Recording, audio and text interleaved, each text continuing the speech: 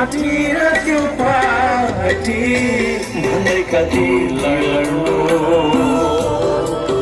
हो